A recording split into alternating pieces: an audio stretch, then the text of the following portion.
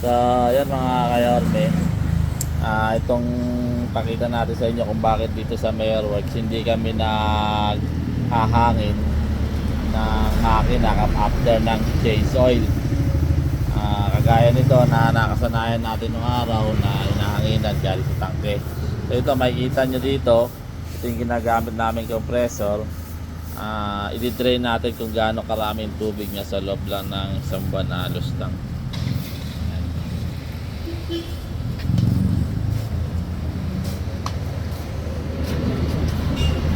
Ayan, tingnan niya, puro kalawang.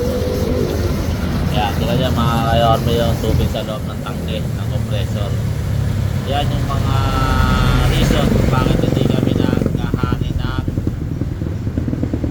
makina after the change oil, kasi hindi maiwasan na minsan ng mga compressor na ginagamit natin ay istakan ng tubig. Yan, ng tubig tapos may halong kalawang pa.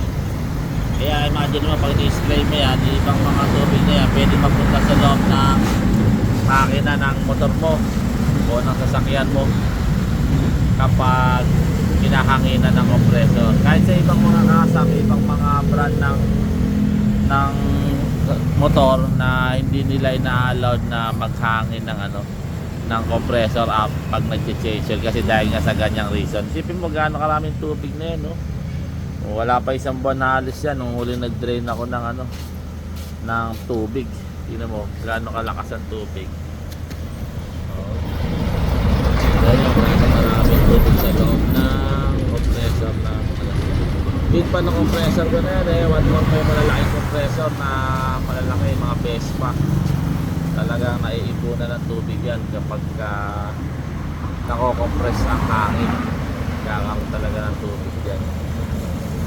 Hanggat maaari, iniiwasan namin talaga dito sa shop mag-change oil na gagamitan ng hangin.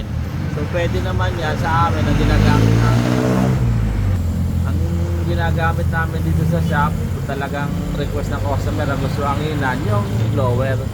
May blower kami dito, yun ang ginagamit naman panghangin. So yan safe sa tubig kasi ang blower wala siyang tangke na kino-compress yung hangin. Diretso pag ikot ng blower, ibubuga niya kung ano lang yung mahihigop niya. Kaya sa blower, safe ang makina na malagyan ng tubig. Hindi ka malalagyan. Yan ang pwede gamitin. Sa akin nga, tingnan nyo meron pa akong filter. Ito, tingnan nyo dito mga kayorme. Dami pa rin, no? Dito, naglagay pa ako ng filter dito para yung ibang tubig na sumasama sa hangin mapipilter siya dito bago lumabas. So maiwasan yung kahit pa paano mabawasan yung tubig na pwede niyang ibuga kapag meron kang filter na ganito. Ito na yung gano'n na karaming tubig yung kaya nag-drain na ako. Ito yung tubig yan, no? Yan, dinidrain yan dito sa gilid. Kasi na yung valve. Ito. Ayan, no? Ito yung mga tabi. Ito dinidrain yung naiipon na tubig dyan sa filter. Ayan. What more pa kung wala ka pang filter na ganito, talagang diretso sa makina yan pag nag-hangin ka. Ayan. Yan, may filter. Meron pa rin na lumalabas doon. Dami. Alawang pa yun nasa loob. Ayan, ang dami ko ito. Para lang pala sa putik talaga.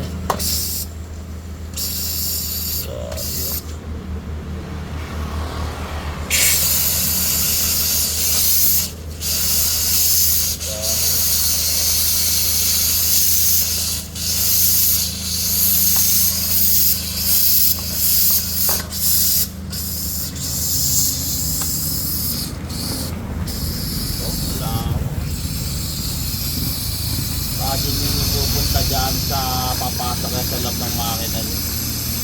Kasi kaka-change oil mo pa lang, may halo ng tubig agad yung makina mo, kakalawa.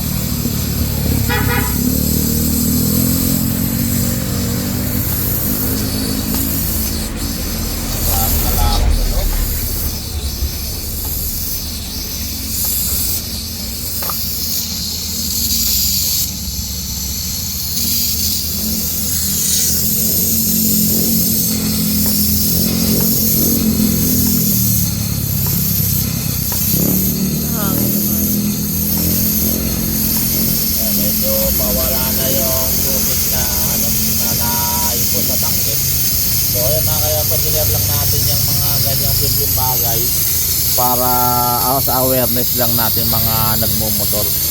So yan, tingnan nyo kung gaano karami ang kalawang. Oh, grabe, ang ganda. Okay, so yun, magandang umaga na mga kayorme. Hanggang sa sa ulitin.